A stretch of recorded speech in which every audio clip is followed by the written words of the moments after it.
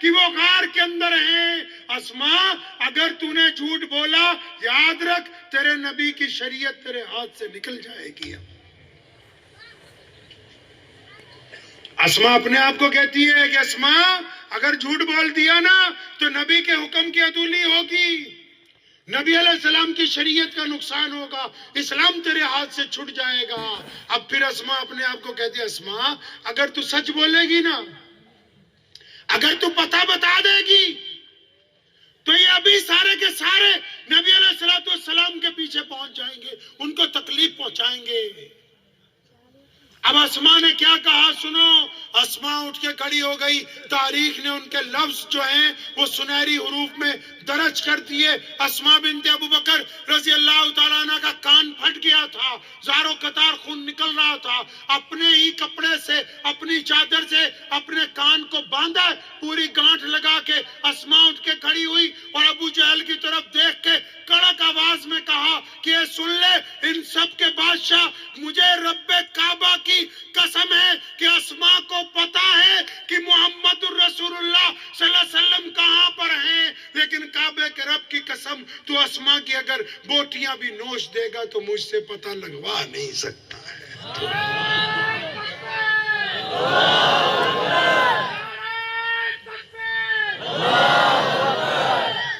اب اسما کہتی ہیں, اسما نے قیامت تک کے لوگوں کو یہ سمجھا دی بات کہ جو نبی علیہ السلام کی شریعت سے جن کو پیار ہوتا ہے وہ اپنے آپ کو نہیں دیکھتے, وہ محمد الرسول اللہ صلی اللہ علیہ وسلم کو دیکھتے ہیں. مایوس لوٹے ابو جہل. اب ہم لوگ تو جو آج کل کے 2026 کے مسلمان ہیں بھائی, ہم تو جو بھی کام کرنا چاہتے ہیں اللہ معاف فرمائے آدھے سے 99% ہی ہم کہتے ہیں کہ بھئی اگر کسی کو آٹے کی تھیلی بھی دینی ہے تو ایک فوٹو کھینچ کے تو فیس بک پہ آنی چاہیے. اب اسما رضی اللہ عنہ نے مار کھائی ہے. اب وہ حویلی کا دروازہ بند کر کے اپنی امی کے کمرے میں نہیں گئی, اپنے دادا ابو قحافہ کے کمرے میں نہیں گئی, اپنے بھائیوں کے کمرے میں نہیں گئی, سیدھا دوبارہ باورچی خانے میں جا کے کھانا تیار کیا, پوٹلی باندھی. اب اسما حویلی کی ایک نکڑ پہ چھپ کے بیٹھ گئی ہے. اب وہ رات کا پہلا پہر آیا گزر گیا, دوسرا پہر آیا گزر گیا, جب تیسرا پہر آیا نا مخبر مایوس ہو گئے کہ آج اسما پٹی بہت ہے, اب اسما آج گھر سے نہیں نکلے گی کیونکہ رات کے 2-3 بج گئے. وہ مایوس ہو کے جب لوٹ گئے نا تو اسما رات کے تیسرے پہر نبی علیہ السلام کے لیے کھانا اور پانی لے کے غار کے اندر پہنچ گئی ہے.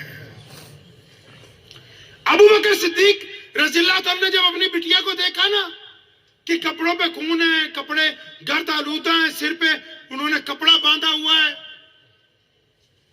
تو ابو بکر نے پوچھا بیٹا اسما کیا بات. اب یہ دیکھو عشق کا ادب, عشق نبی علیہ السلام کس کو کہتے ہیں.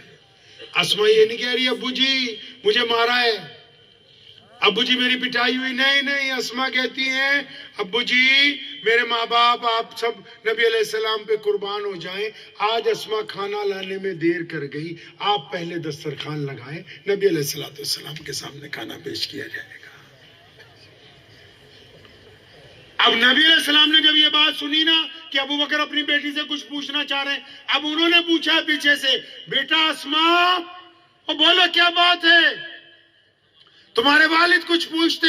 اب جب رحمت للعالمین کی رحمت والی آواز آئی نا تو اسما کے ضبط کے بندھن ٹوٹ گئے. اسما زاروں قطار رونے لگی اور اس نے کہا پیارے پیغمبر علیہ السلام کو یا رسول اللہ صلی اللہ علیہ وسلم آپ کا پتہ پوچھنے کے لیے آج ابو جہل نے بہت مارا, بڑی شدت کے ساتھ مارا, اور میں نے اللہ کے فضل سے اس کو یہ پتہ بتایا نہیں ہے. نبی علیہ السلام نے اپنی جھولی پھیلا دی تھی اللہ کے آگے. کبھی پڑھ لینا امام بخاری کو, صاحب طبقات کو, ابو داؤد کو, کبھی امام نسائی کو پڑھ لینا جا کے. صحابہ کے بارے میں نبی علیہ السلام فرماتے ہیں میں نے سب کا بدلہ لوٹایا ہے, جس نے اسلام پر احسان کیے سب کے بدلے لوٹا دیے سوائے ابو بکر کے. فرمایا کل قیامت کا دن ہوگا, میں اپنے رب کے حضور جب ہاتھ اٹھاؤں گا ابو بکر کو اور اس کے خاندان کی قربانیوں کا نعم البدل اس وقت دلواؤں گا, یہاں نہیں مل سکتا ہے. اب نبی علیہ السلام मदीनतुल मुनव्वरा में है। आपको बातें मेरी समझ आ रही ना भाई सारी कि नहीं? आप कहीं सोच रहे हो भी अभी तक कोई मसला नहीं बताया, कोई फतवा नहीं देता। समझ आ रही ना बात आराम से?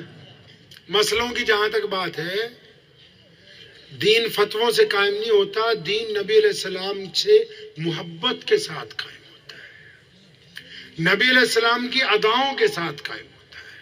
फतवा इसलिए जारी करते हैं कि मोहब्बत में इजाफा हो जाए। और फतवा मानते कौन है? कौन लोग फतवा मानते हैं? जिनके दिल में मुहम्मदुर रसूलुल्लाह की मोहब्बत माल से ज्यादा, जान से ज्यादा, माँ बाप से ज्यादा होती है, वही नबी अलैहिस्सलाम का फतवा मांगते हैं। जिनके दिल में मोहब्बत नहीं होती वो तो फतवा भी नहीं मानते। फतवा भी वही लोग मानने का जिक्र गिरता रखते हैं जो नबी अलैहिस्सलाम से इश्क के अंदर उरूज पर है। नमाज अच्छी है, रोजा अच्छा है, हज अच्छा है, ज़कात अच्छी है, मगर मैं बावजूद इसके मुसलमान हो नहीं सकता। न जब तक कट मरूं मैं ख्वाजा बतहा की हुर्मत पर, खुदा शाहिद है कि कामिल मेरा ईमान हो नहीं सकता। नबी अलैहिस्सलाम ने ये जो प्यारा प्यारा दीन हमें अता फरमाया है, जिसको आजकल हमने अपने हिसाब से गोटियां फिट कर ली हैं, जिसमें अपनी अपनी, उस दीन का मकसद क्या है पता है आपको? दीन का क्या मकसद है पता है भाई? कोई बता सकता है कि नबी अलैहिस्सलाम के दीन का मेरा कोई हिंदू भाई, कोई सिख भाई, कोई दलित भाई, कोई जैनी भाई ये पूछे तुमसे, हे मेरे मुसलमान भाई, अपने दीन का मतलब मुझे समझाओ, जरा मुझे मकसद समझाओ, इस्लाम क्या चाहता है? और इस दौर में जरूरी भी है, जब व्हाट्सएप यूनिवर्सिटी ने गलतफहमियां पैदा कर दी, जरूरत भी है कि हमें अपने दीन के बारे में बताओ, कि हमारा कोई पड़ोसी भाई पूछे तो हम बता भी सके। अब बताओ मुझे जरा कि भुज के मुसलमानों, पता भी है कि इस्लाम का मकसद क्या है? पता है? नहीं पता। इस्लाम क्या कहता है दुनिया से?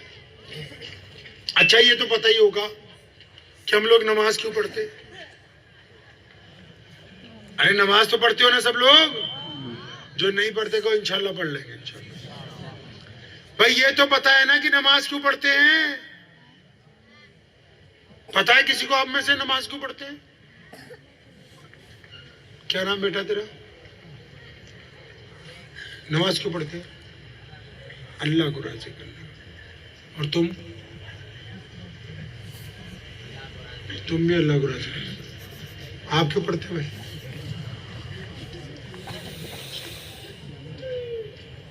घबराओ नहीं है, बाकी सब भी तेरे जैसे ही हैं।